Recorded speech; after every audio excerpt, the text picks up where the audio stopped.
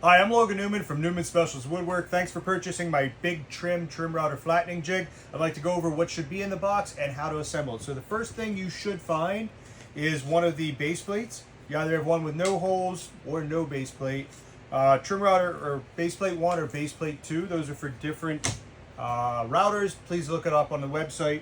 You should have a bag with hardware. You should have 2 thumb screws. You should have 2 washers. I'll pick that up in a minute. You're going to have 4 stainless steel screws that are, I think, 1.25 inches. You can buy longer ones if you want. I went with this for what we have, but you'll be able to extend it, and I'm going to show you how. And then you should have 8 1-inch screws. You also have all of the trim router pieces. So you'll have 2 longer pieces. Notice that they're opposite with screw holes opposite. You're going to have 2 risers or bases with, they should be identical with threaded inserts. You should have 2 other risers that are part of the base. One only has 2 screw holes.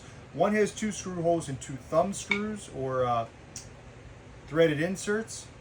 And then you'll have these 2 pieces that are going to be the actual risers. We're going to put these aside. We don't need these yet. First thing I'm going to do is I'm also going to put these 2 aside to start, the 2 longer pieces. Easy way. Take one of the base parts. It should fit securely into the outlined area and match up to the sides. Take one of the 1-inch screws. Now you can glue this or just screw it in place. And just screw it down so that the top of the screw is flush to the material. That's number 1. Go ahead and do number 2.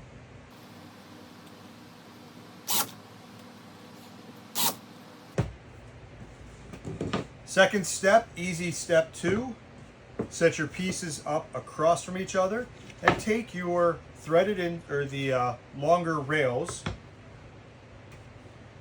Place this along the top and place this one along the top on the other side. What I like to do here is I like to just do the outside screw first in case it moves. I can come back and check. And if I have to unscrew anything or fix it, this is an easy way to do it. Okay. Now, once you have these in place, you're going to take your washers and your threaded inserts, and those are going to go directly into the first higher threaded inserts on the riser.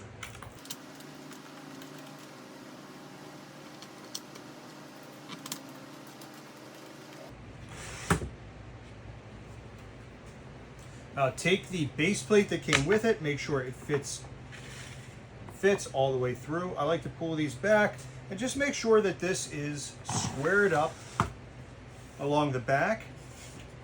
You should have some play of the base plate. You don't want it to pinch, but if you want to adjust it a little bit tighter, you might be able to. Just make sure that you have enough space here on the sides that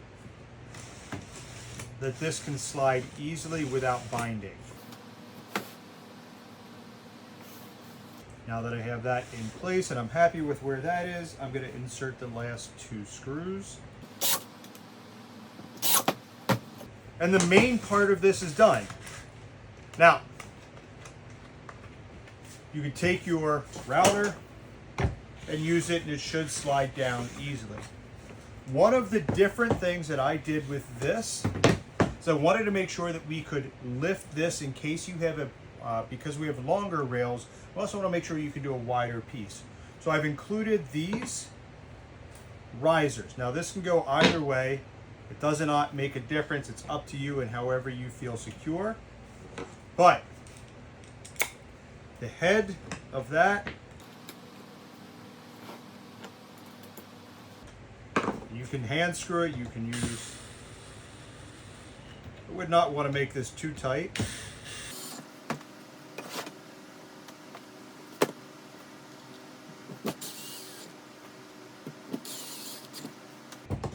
And once you have this, now you have a heavier and wider piece, taller piece, that allows you to do thicker cutting boards or slabs.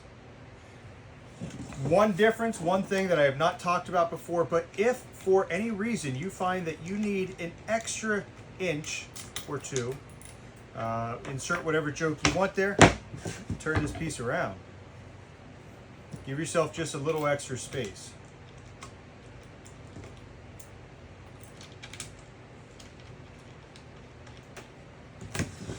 And that gives you a little extra space. I don't do this normally because I like to have a space here where my bit can travel through. Now, one of the bits that I do recommend is the white side CNC spoiling bit from Bits and Bits with the Astra coating. This is a phenomenal bit for flattening. I highly recommend it. So now you're ready to go ahead, use your router, and you can flatten pieces however you want. Okay, using the flattening jig in the first configuration, notice that I don't have any support underneath. It's the regular size and it fits perfectly. I could probably use the other one, but it's okay. I'm going to pull this tight and lock it down. Notice at this point there's a little space. That's designed to allow you to have a place to start your router bit to get it up to speed so that you can easily move forward. Once you start it, you'll be able to go and do everything. Make sure you wear a mask, especially if you're cutting epoxy, because the epoxy dust is dangerous. As you're doing this, make sure you note which direction the arrows on the base point for your router so that you're cutting in the right direction. I found that mine actually cuts better on the when I'm pulling it back. That would be more of a conventional cut versus a climb cut, which I'm doing right now. I took far more video of this than I probably needed to, but I wanted to make sure you were able to see how it cut in all directions. Notice that it rides along the rail. There's a little bit of space between the base and the rail sides, not enough for it to be too loose and enough so it doesn't pinch. After you're done, vacuum everything and clean it up. And you're done with your piece. You're ready to take it off and do whatever you're going to do with it. You probably sand it. So now I want to show you the second configuration. This is a much thicker board. You'll see that this is actually probably about 2.5, 3 inches. So it's too thick to use the first setup, which only gives you about 1.25 inches of clearance. So in this case, we're going to add the extra support pieces or the bases. Now, the way I've done this is I have it set up with 4 1-inch screws. These are truss head screws. They will give you an additional 3/4 inch. In this case, I don't have enough space. So I bought truss head screws from Home Depot. These are 1.5 inches. And by doing it like this, I can actually add an additional 3/4 inch piece in between the original base and the new riser base. So doing this will give me a higher clearance and allow me to do thicker boards. So that's what's nice about this setup is you can do multiple thicknesses and you can put whatever you want in between. If you wanted to put a 3/4 inch piece in there, you can do it. If you want to put a 1/4 inch piece, that's fine. Whatever works best for you and the piece you're doing. Again, it does not affect how you're working with this. The router still goes down along the piece, still cleans up the top. I like to take off, just 1/8 inch maybe. It depends on your bit. The bit I am using is excellent, and I could have taken off more, but I didn't because I was honestly in a rush to make this video and show it. This works really well. It's a great way to flatten all your pieces. You don't need additional rails. You don't need additional setup. This is everything you need, and you can flatten almost any piece you need as long as you have a tabletop to put it on. So thanks for watching. I hope it was helpful. Have a nice day.